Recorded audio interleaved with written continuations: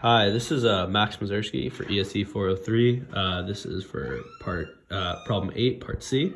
So we're given the function maximize f of x, which is equal to 2x1 plus 3x2 minus x1 squared minus x2 squared, subject to the constraint x1 plus x2 is less than or equal to 2, both of which are non-negative. So first, we were asked to use the KKT conditions to derive an optimal solution directly. So the KKT conditions are these ones, which we took from the book. And then we were able to apply them and then be able to make these series of equations from which we were able to calculate the value of x1, x2, and u, and we get the optimal solution is 3/4, 5/4. As you can see through solving these various equations, that is how it goes from there. And we use the KKT conditions to formulate this at the beginning. In part B, we were asked to say that we were going to use the modified simplex method. So we were formulating a linear programming problem. And so this is the equivalent problem down here, as you can see. And we use the restricted entry rule as well as KKT to make up these additional constraints. So we get z equals z1 plus z2, 2x1 plus u minus y1 plus z1 equals 2, 2x2 plus u minus y2 plus 2z2 equals 3, x1 plus x2 plus v equals 2. All of which are non-negative. And then this is the additional constraint that we talked about earlier, which comes from the restricted entry rule. So x1, y1 plus x2, y2 plus uv equals 0.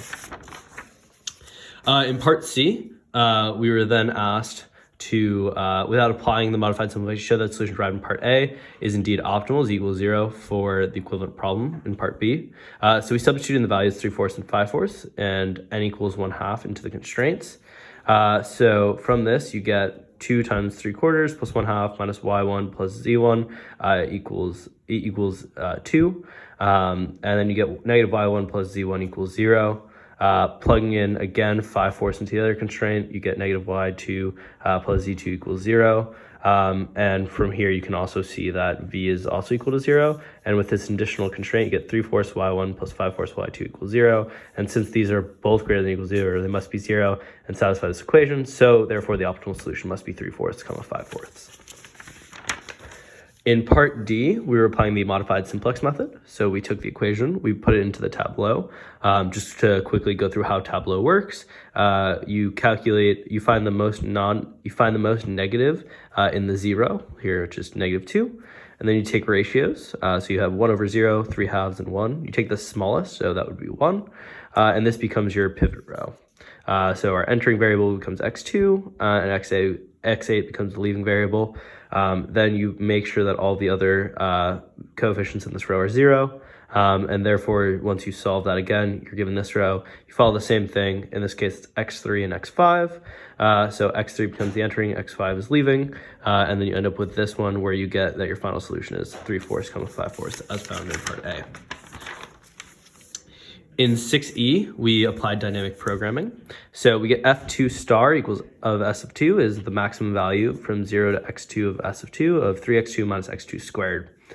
So first we take the derivative of f with respect f2 with respect to x2, and you get 3 minus 3x2. And you know that this is greater than 0 between 0 and 3/2, 0 when it's 3/2, and greater than 0 when it's greater than 3/2. From this, you know that it's equal to S2 between 0 and 3/2 because it's always increasing at that point. And then after 3/2, it stays at 3/2 because after that point, it's decreasing. So then from there, we then go to the next stage where 0 is less than or equal to x1, which is less than or equal to 2. And we're solving 2x1 minus x1 squared plus f of 2, 2 minus x1.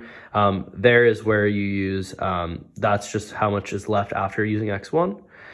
Then substituting in the value 9/4, which is 3/2 from 0 to 1/2, because that would leave us with 3/2 remaining. And then from 1/2 to 2, you substitute in 2 minus x1 squared. Taking the derivative of both, you know that's greater than 0 from 0 to 1/2, and then these conditions also fit. So then substituting into that constraint, you get x1 is 3/4, x2 is 5/4, giving us the same equation. And then in part F is included in our attached Excel file, which you can look at your convenience. Thank you.